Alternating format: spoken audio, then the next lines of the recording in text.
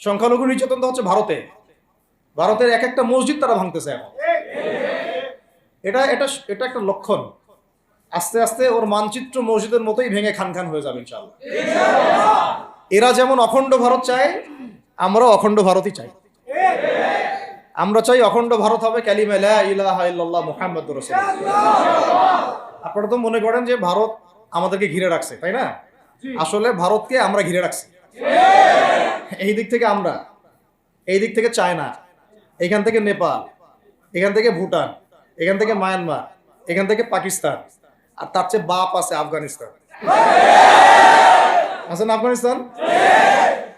ওদের সাথে কেউ পারছে এই পর্যন্ত? আফগানের ভাইরা নিজেদেরকে গড়ে নিচ্ছে, এখন গোছাচ্ছে। এখন কথা হচ্ছে, আমরা একটা কাপুরুষতার পরিচয় দিচ্ছি। নেপাল ওকে টাইম দেয় না, ভুটান টাইম দেয় না, মায়ানমার টাইম দেয় না, চায়না তো দেয়ই না। আর আমরা তাকে একেবারে প্রভুর আসনে বসায় রাখছি। আমরা কি দিছি? আমরা ইলিশ দেই, আমরা ট্রানজিট দেই, আমরা রেল দেই, আমরা বন্দর দেই, আমরা আর কি দেই? গ্যাস তো দেই মাশাআল্লাহ। তারপরে পণ্যগুলো তো দিচ্ছি, গার্মেন্টস দিয়ে দিচ্ছি, আমাদের প্রশাসনের মধ্যে লোকজন দিয়ে দিচ্ছি, কর্মী শ্রমিক দিয়ে দিচ্ছি।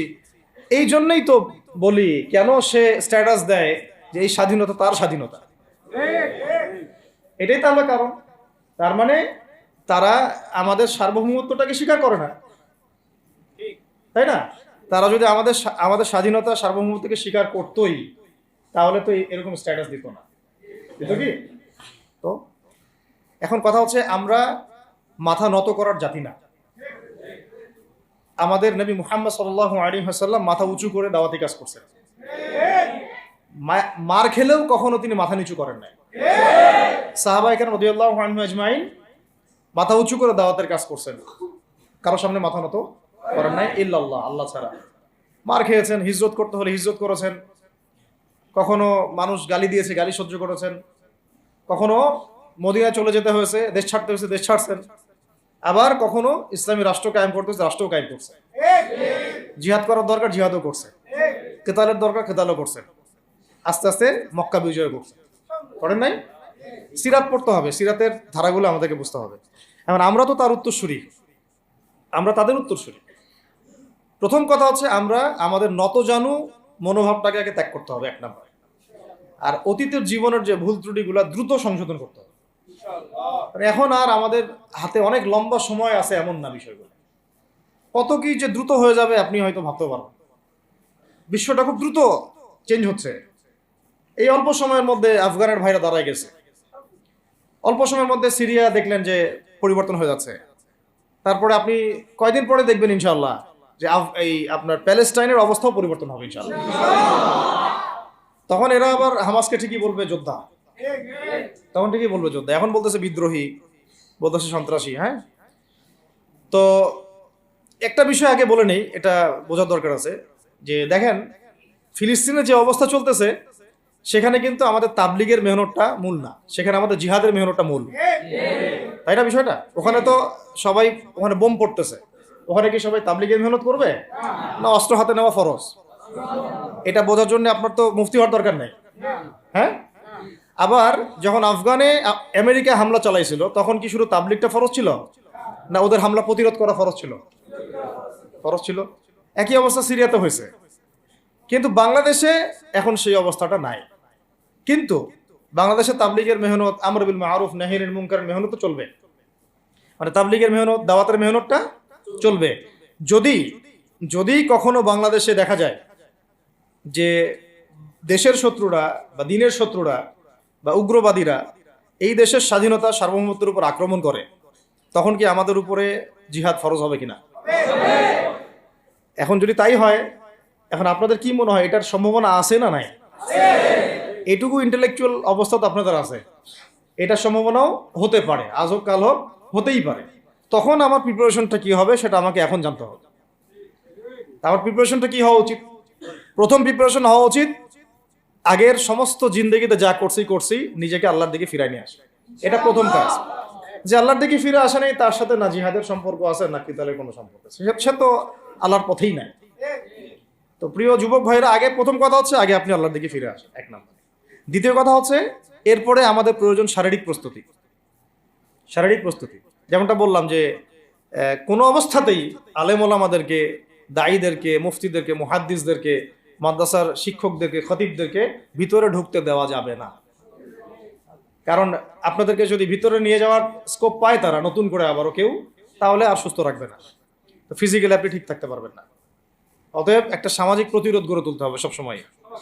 মানে একটা এলাকার মধ্যে একজন আলেম আছেন, সেই আলেমকে এলাকা থেকে নিতে পারবে না, তাকে নেওয়ার আগে 100 জনের উপর গুলি চালাইতে হবে, এমন একটা মুভমেন্ট থাকতে হবে। প্রতিবাদ না করলে আপনি বান্দরবনে যান, বান্দরবনের পাহাড়ি এলাকায় গিয়ে কোন একটা পাহাড়ি লোককে উঠাই নিয়ে আসেন, দেখি কত বড় সাহস আছে। আর্মি পর্যন্ত পারে না। কে পারে না? সেনাবাহিনী পারে না। পারে? পাহাড়িরা ওইখানে ঐক্যবদ্ধ হয়ে যায়, ওদের মহিলারা ঝাড়ু নিয়ে সামনে চলে আসে। এই আমাদের বান্দরবনের কথা বলতেছে। ওখানে যে কুকিচিং একটা ফ্রন্ট গঠন করছে সশস্ত্র বিদ্রোহীরা, ওই অংশটুকুকে নিয়ে একটা মাস্টার প্ল্যান আছে ওদের। ওই অংশটুকুতে তারা একটা খ্রিস্টান রাজ্য বা আলাদা একটা পাহাড়িদেরকে নিয়ে একটা রাষ্ট্র প্রতিষ্ঠা করতে চায়। এটা ওদের স্বপ্ন আর কি। এই উদ্দেশ্যে তারা হাঁটতেছে এবং তারা অস্ট্রেলিয়ান ভাষায় কথা বলে। ওখানে তারা পতাকা বানাইছে, মানচিত্র বানাইছে, এমনকি লাস্ট টাইম আমরা ওখানে গিয়ে শুনলাম যে মুদ্রাও নাকি বানাচ্ছে। মুদ্রা বুঝতেছেন বিষয়টা কত ডিপ? আমাদের রাষ্ট্রে যে কত সমস্যা, আর জানি না যারা দায়িত্বে আছে তারা কি করতেছে, আসলে কোন দিকটা সামাল দিচ্ছে। অর্থনৈতিক দিকটা দেখবে না এই পাহাড়ি এলাকার সমস্যাগুলো মেটাবে, নাকি আমাদের মুসলিম উম্মার অভ্যন্তরীণ সমস্যাটা মেটাবে, না শহীদ ভাইদের খবর নিবে, না পঙ্গু ভাইরা যারা পড়ে আছে হাসপাতালে তাদের খবর নিবে? সিনেমা দেখতে বসে গেছে। কোন আক্কেলে সিনেমা দেখেন আপনি? আপনার সিনেমা দেখার সময় কোথায়? আপনার সিনেমা দেখার সময় কোথায়? এই যে যতগুলো ভাই শহীদ হয়েছে তাদের পরিবারের খোঁজখবর নেওয়া লাগবে না? এবং যতগুলো ভাই এখন হাসপাতালে কাতরাচ্ছে তাদের সঙ্গে হাজার হাজার হাজার হাজার ছাত্র ভাই, তাদের চিকিৎসা করানো লাগবে না? যত মানুষকে গুম করা হয়েছে ওদেরকে মুক্ত করা লাগবে না?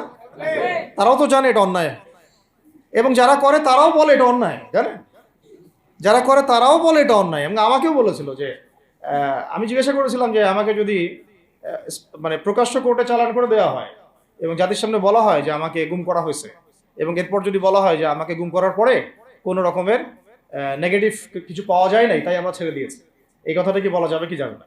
তারা বলছে যে না, এটা বলা যাবে না, কারণ এই কাজটা তো মানবতা বিরোধী অপরাধ, এটা করলে তো বললে তো সবাই আবার বুঝে ফেলবে। তো এই হলো অবস্থা। ওখানে আমরা বুঝেছি যে বাংলাদেশের প্রশাসনে দুইটা ভাগ আছে। একটা ভাগ হচ্ছে মারাত্মক রকমের ইসলাম প্রিয় এবং দেশপ্রেমিক, মাশাআল্লাহ, আমরা তাদেরকে স্যালুট জানাই, মাশাআল্লাহ। কিন্তু আপনারা ভুল জায়গায় শ্রম দিচ্ছেন, আপনারা ভুল জায়গায় মেধা, শ্রম এবং আপনাদের জীবন নষ্ট করতেছেন। আপনাদের থাকা দরকার ছিল ওলামায়ে কেরামদের সাথে, তাহলে আপনাদেরকে টক্কর দিয়ে কেউ সামনে যেতে পারতো না।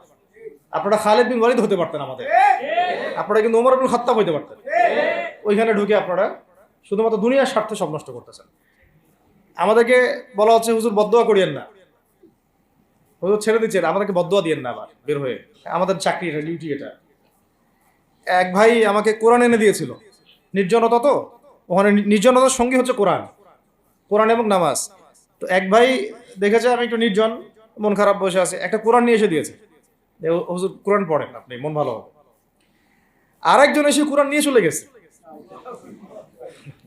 কোরআন পড়ে ওখানে যদি আপনি আবার উল্টাপাল্টা কিছু করেন, ওদের নিয়ম নাই কোরআন দেওয়া, কোরআন দেওয়ার কি নাই, নিয়ম নাই।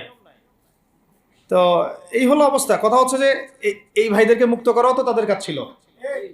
যে ওলামায়ে কেরামদের একজনের উপরে 3টা 4টা 5টা 10টা করে মামলা এখনো ঝুলতেছে, তাদেরকে মুক্ত করা উচিত ছিল না?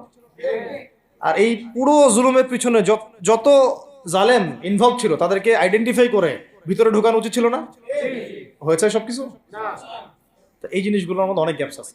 এগুলো যদি এভাবে চলতে থাকে তাহলে আগামীতে আমরা যারা ইসলামিক রাজনীতি করব বলে চিন্তা করতেছি বা ইসলামকে রাষ্ট্র ক্ষমতায় নিতে চাই, আমরাও কিন্তু বেগ পাবো, ভালো রকমের বেগ পাইতে হবে।